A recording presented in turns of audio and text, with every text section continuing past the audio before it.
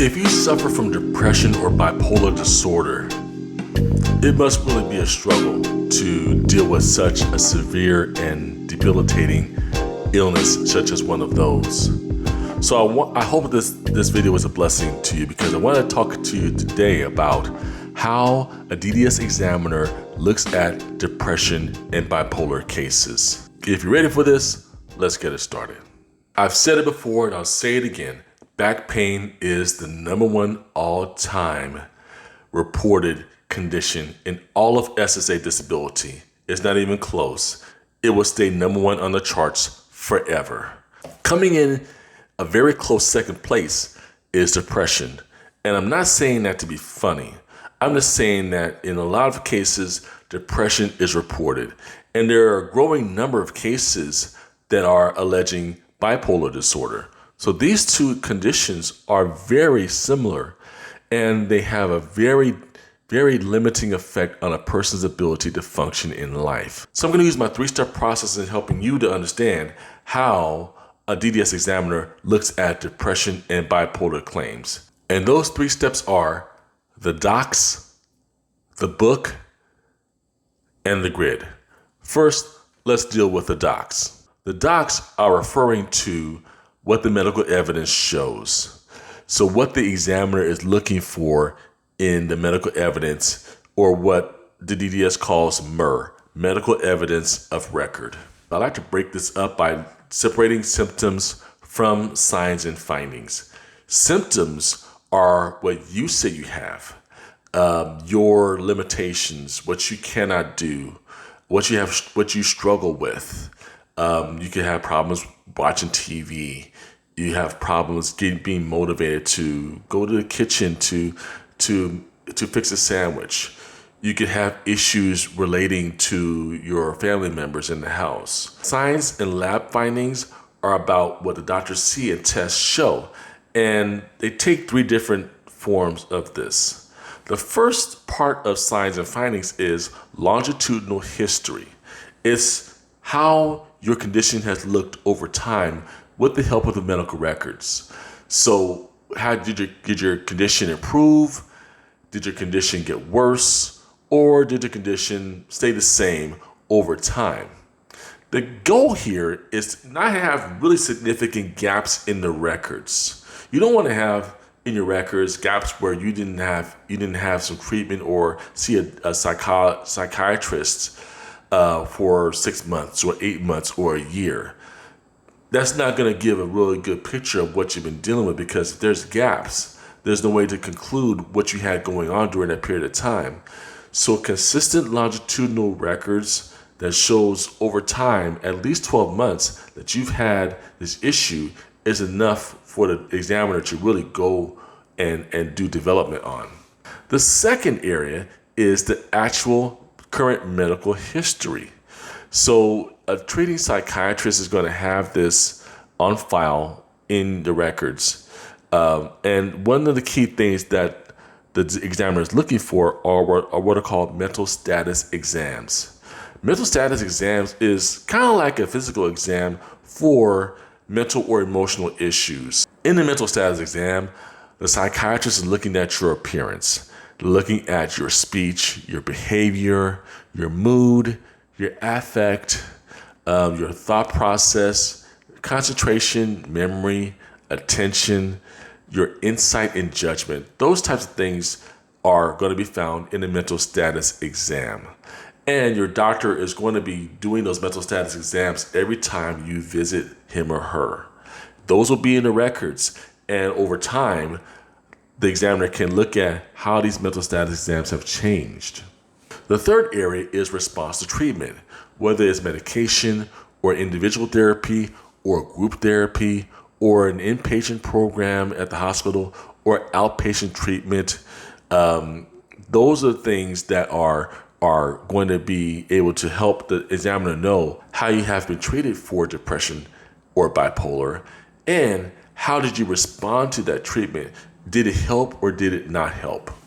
Next, let's look into the book.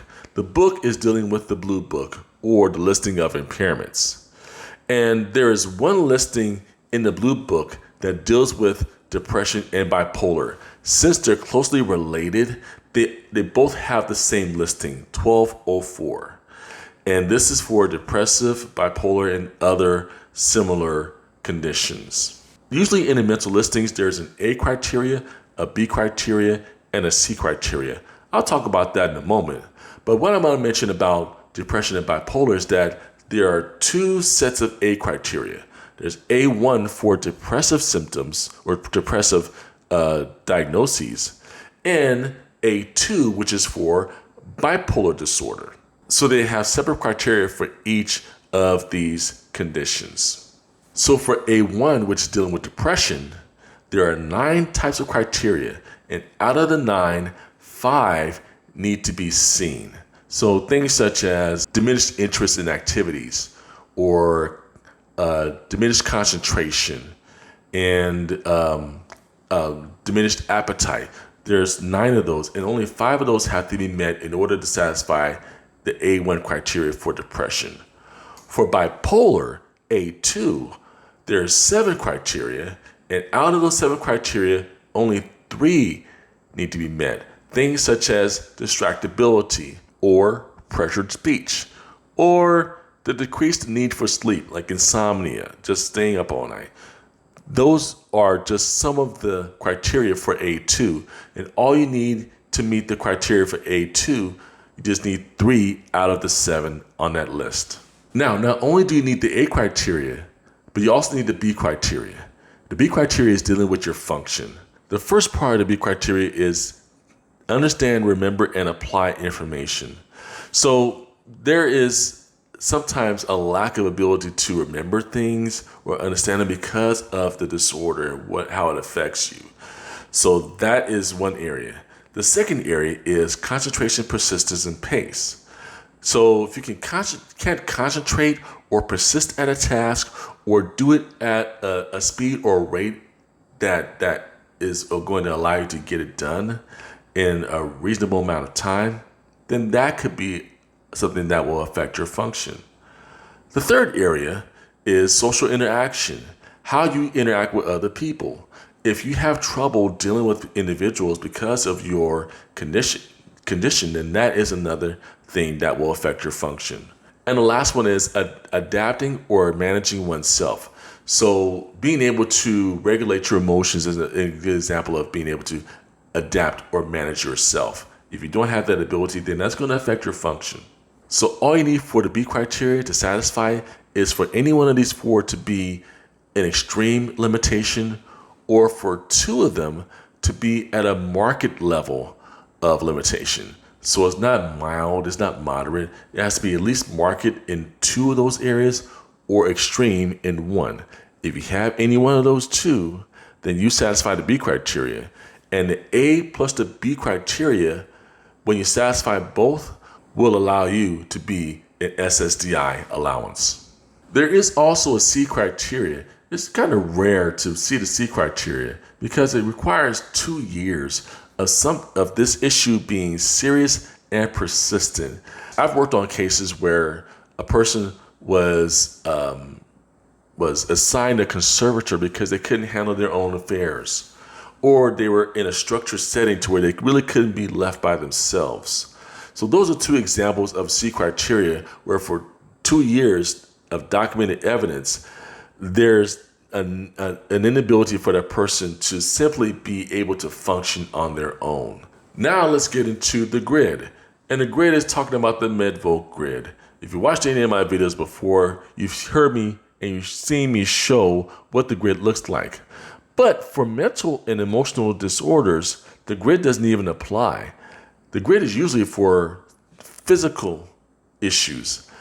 There's no grid for the mental.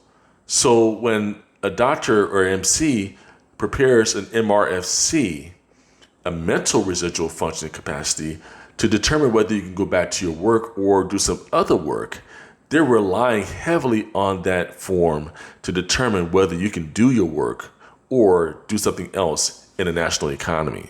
For a lot of DDS examiners, it's really challenging to deal with the MRFC and trying to apply that to past work. But what we know is When there are certain functions that are required in work, it will allow the examiner to find out whether they can actually do this work that they've done before or any other kind of work. So to give you good examples of these, I'll share these with you. If you cannot remember, understand, or carry out simple one-step tasks, your chances of being able to work at any job are slim to none. If you can't maintain attention and concentration for extended periods, you're likely not going to be able to hold down a job even for an 8-hour workday.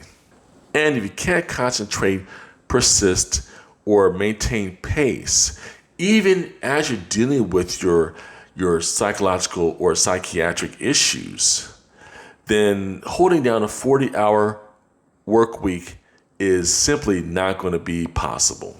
Now, I'm giving you the extreme end, but there's a lot of area in between where maybe you have some attention issues, but not to the point where it will affect your ability to take care of two-step tasks.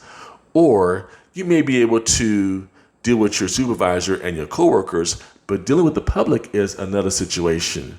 So there still may be some work that you can do despite what you have going on with your depression or bipolar. Let's take the same example that I used in the video dealing with back pain. If you haven't watched that one, and if you have back pain, I suggest you go there right now. Put a link in the description for you. What I used was a 57-year-old department store supervisor. She has worked in this job for well over 15 years. It's the only job that she's had. But she has depression so severe to where she can rarely finish a work day. She can't work 8 hours straight. It also affects her ability to interact with the public, and it also will interfere with her ability to deal with her coworkers and her staff. Also, there's days where she doesn't want to go to work. She can't even get out of bed because the depression is so bad, just getting up to brush her teeth is a challenge. So an MRFC showing these symptoms at a marked level of impairment is enough to say she cannot do this work anymore. She can't interact with people. She can't hold down a job for a day or even a week. It's just not possible for her. And she's unable to sustain concentration, persistence, and pace for certain tasks. So because of those things, no work is possible, and she will be in approval for SSDI benefits. So there you have it. That's how a DDS examiner looks at depression and bipolar disorder. Now, I just want to make sure you understand that it is not the easiest thing to work on mental claims. I can tell you that from first-hand experience. Over time, examiners learn how to work the angles of the MRFC and the listings to be able to treat the case as properly as possible.